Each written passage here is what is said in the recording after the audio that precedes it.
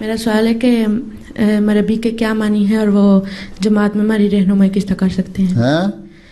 کہ مربی کے کیا معنی ہے اور ہماری جماعت میں کس طرح رہنمائی کر سکتے ہیں ہماری؟ مربی کی معنی ہے تربیت کرنے والا ہیں. تم بھی بن سکتی ہو جب تم تربیت کرو اپنے بچوں کی.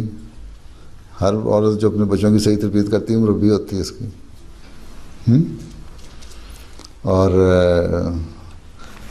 جو ایک ٹرم استعمال ہوتی ہے ہمارے ہاں جامعہ احمدیہ سے پڑھے ہوئے جو لوگ ہیں جو دین کی خدمت کے لیے وقت اس کر کے آتے ہیں باہر مشنری بن کے جو آتے ہیں وہ مبلغ بھی ہوتے ہیں وہ مربی بھی ہوتے ہیں. مبلغ ہے وہ جو تبلیغ کرنے والا ہے, مربی وہ جو تربیت کرنے والا ہے. تو ان کے کام دونوں ہیں کہ تربیت بھی کرنی ہے اور تبلیغ بھی کرنی ہے, اسلام کا پیغام بھی پہنچانا ہے.